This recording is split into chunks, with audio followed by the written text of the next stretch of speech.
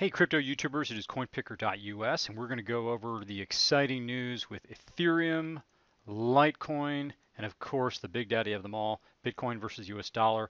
Everything is unfolding almost exactly as we planned. And then we're going to do something I rarely do. We're going to go down the list and I will discuss my opinion on a variety of altcoins.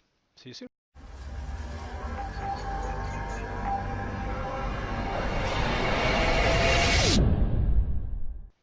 Welcome back, crypto friends and traders. I'm going to start out with Ethereum today, and I'm going to market against the dollar, which I rarely do.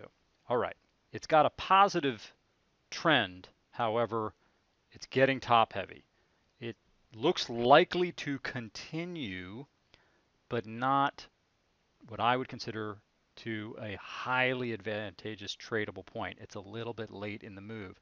Now, if we were to run that against BTC, I suspect you're going to find, because I haven't done it yet, that it's not quite as favorable, and it's sort of agreeing with what I was talking about, that it's already beginning to move down. So this, by the way, on a daily basis, this is a long overextension period. Unless you're in a raging bull market for cryptocurrencies right now, long overextension period. On a low basis where it's going to reverse, you can stay under the line for quite a long time. When you go to the top, it's less likely, especially in this market phase. So not a super entry point for traders who are involved in Ethereum. Now let's take a look at the weekly. Weekly, we're still looking for a powerful reversal. This was not structurally set up that way for it, and it looks to me at this point that, as I've been saying for a long time, Ethereum, short of the introduction of Casper, something along those lines, isn't setting up to have a massive move higher other than scaling with Bitcoin or something like that, which means that you'd have better opportunities elsewhere. Okay, let's go on to Litecoin. Litecoin versus USD is in a better position by far than Ethereum. This does appear to be a tradable move. I traded out of Litecoin at the 225-ish range, right about there. I was public about it, and I'll be buying in. I don't consider it my optimal opportunity, so it's not like I'm in a rush to getting. I don't care whether I get it at 109 or 125. It's relatively immaterial. I'm looking for a move up to 150, 200. That kind of thing gets me excited. In the crypto space, I think that's the proper way to think. You don't think in terms of $10 or 3%, 2%. Think in terms of 20% and higher on near-term trades. But Litecoin is set up for a near-term trade. We're not overextended, and yet we have upward momentum, and we're gaining upward momentum in EFI, which is somewhat lagging on CCI, but they're both very valuable. So Litecoin is beginning to look more positive, and yet that's against the dollar. Let's take a look at the relative move. The relative move is less positive. Compared to Bitcoin, it's not showing that kind of a move. So you're really riding Bitcoin's coattails. So were I to trade Litecoin, and I still hold Litecoin, I would, if I'm looking for outsized or high relative performance, we're not at an entry point for it yet. On a daily basis, we're not. And on a weekly basis, let's see what we are. So just FYI, on a weekly basis, we're getting close. We're not fully there, but we are within the range. I could see more downside for Litecoin before we begin to get somewhat of a run up. Now let's take a look at one we've all been waiting for, Bitcoin to US dollar. As I said earlier today when I was analyzing Bitcoin to US dollar with a chat group, it still had more room to run, and thus far it's continued on that. It was 75 something, 76, and it's gone up, pocket change in the crypto world, but nonetheless it's continued to move up, and we're getting top heavy, but we're not dramatically overextended. There is potential room to run up. However, if you're a day trader, you'd have to be very tight on your stops at this point in my book, in order to capture that last topping point. However, on a weekly basis, and by the way, I'd been saying probably in the six range. Even sometimes I was in the 8 range, but 7,000 to 6,500 range, I was saying buying points, buying points, buying points, because we're looking at the bigger picture here in terms of weeks. And in terms of weeks, we've got a great move ahead in Bitcoin, as I've been talking about.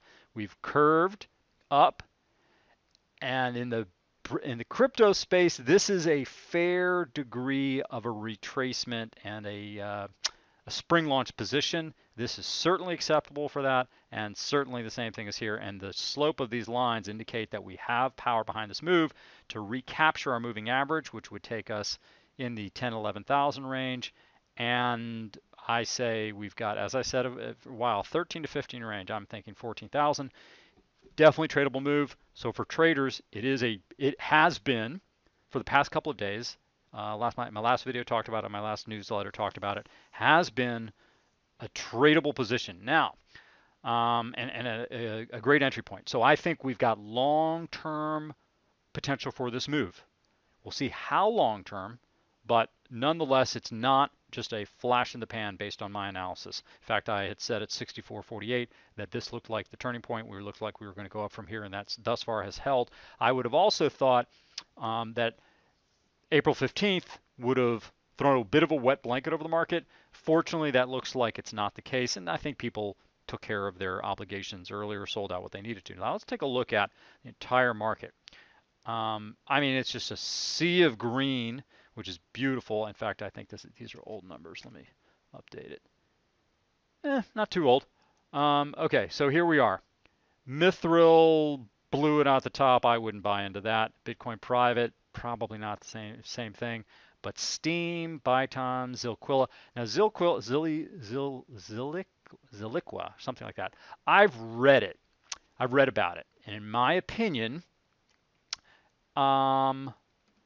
it's not what I would consider to be a long-term project for a variety of reasons. It's relatively new. I don't know how new it is. Let's just double check. It's relatively new, and we are not looking at, let's see. Yeah, so it's not been out that long, had a stair-step move.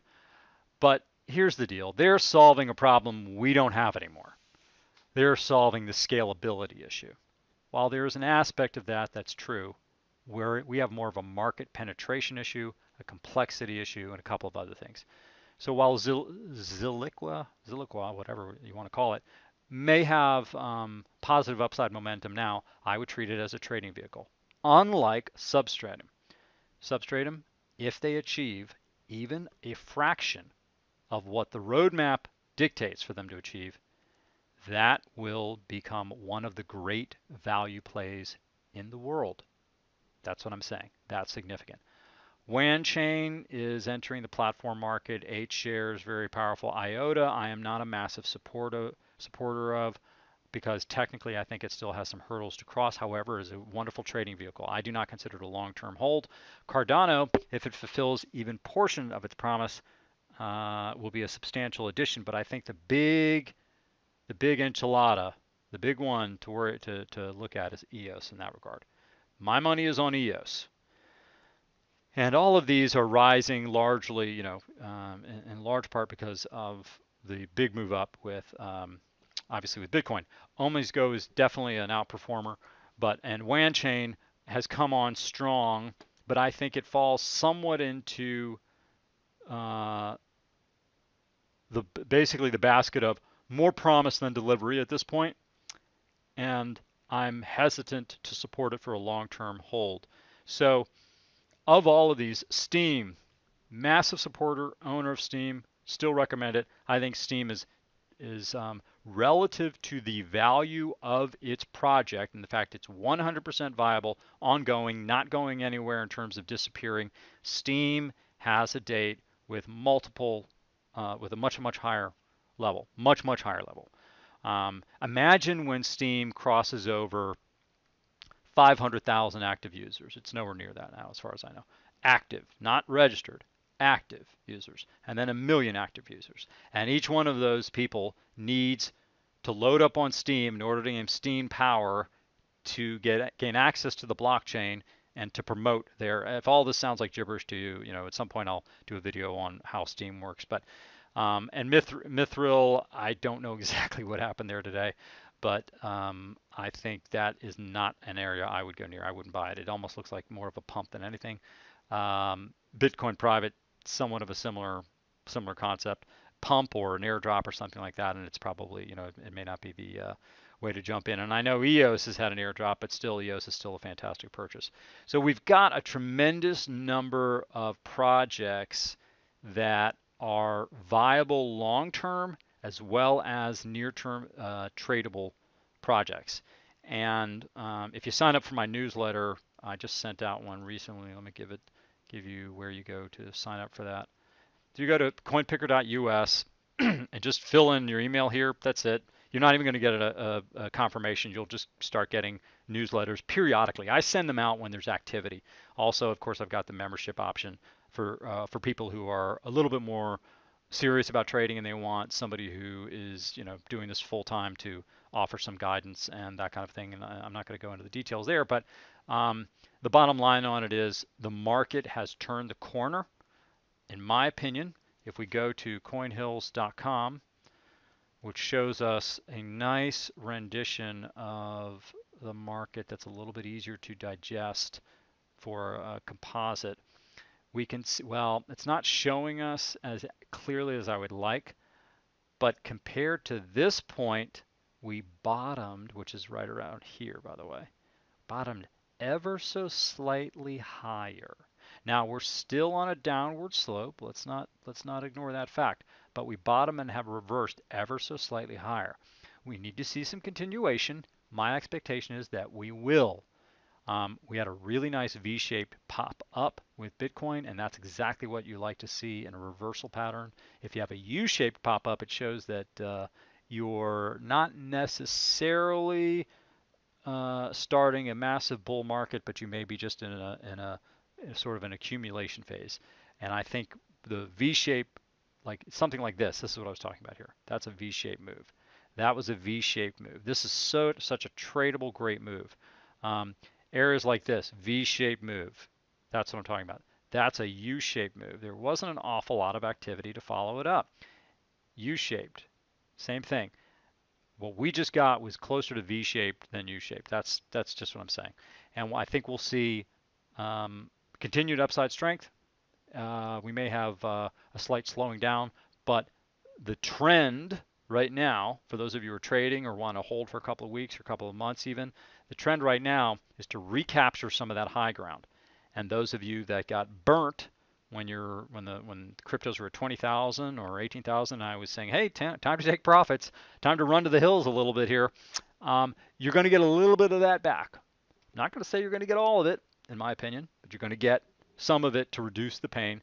And if you're trading intelligently and wisely, and have somebody helping you pick out the right projects, you could be the one getting that 160% in a day. One of the tools that I have will detect those kinds of opportunities very early. Here's the issue. You've got to be on top of it to be able to use the information, meaning you have to be ready to trade when it triggers. It's time to move.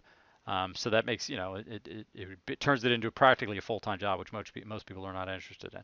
But in any case, that is coinpicker.us signing out. Please like, subscribe, comment below if you have any projects you would like me to evaluate, and I will be back soon.